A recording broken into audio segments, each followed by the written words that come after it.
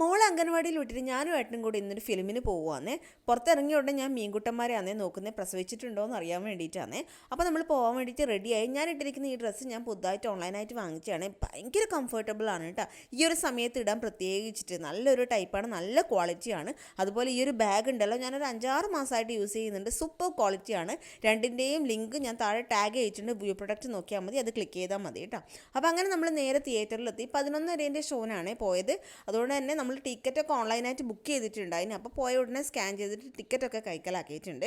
ഒരു പോപ്കോണും മേടിച്ചിട്ട് നേരെ തിയേറ്ററിൻ്റെ അകത്തേക്ക് കയറി. ഏട്ടന് തിന്നാൻ വേണ്ടിയിട്ട് ഒന്നും വേണ്ടാന്ന് പറഞ്ഞിട്ടുണ്ട്. അതുകൊണ്ട് എനിക്ക് മാത്രം ഒരു പോപ്കോണും മേടിച്ചു. പപ്സും കൂടെ വേണമെന്ന് പറഞ്ഞിട്ടുണ്ടായിരുന്നു, പക്ഷേ അവിടെ വന്നിട്ടുണ്ടായിട്ടാ. ഇൻ്റർവെല്ലിന് ഏട്ടൻ മേടിച്ചുകൊണ്ട് തരാമെന്ന് പറഞ്ഞു.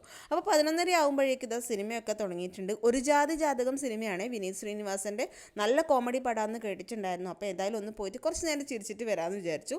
പിന്നെ ഇൻട്രോയിൽ വിധു പ്രതാപ് ഉണ്ട് കേട്ടോ. എനിക്ക് വിധു പ്രതാപിനെ ഭയങ്കര ഇഷ്ടമാണ്. ചെറിയ സീനേ ഉള്ളൂ, പക്ഷെ നല്ല ക്യൂട്ടായിട്ട് തോന്നി. അങ്ങനെ ഫിലിമൊക്കെ കഴിഞ്ഞിട്ട് ഇറങ്ങി. ഒരു വലിയ കഥയൊന്നും പ്രതീക്ഷിച്ചിട്ട് പോകണ്ട, ഒരു സിമ്പിളായിട്ടുള്ള കഥയാണ്. പക്ഷെ കുറച്ച് ചിരിക്കാൻ നല്ലോണം ഉണ്ട് കേട്ടോ. ചിരിക്കാൻ വേണ്ടിയിട്ടുള്ളവർക്ക് ധൈര്യമായിട്ട് പോവാം.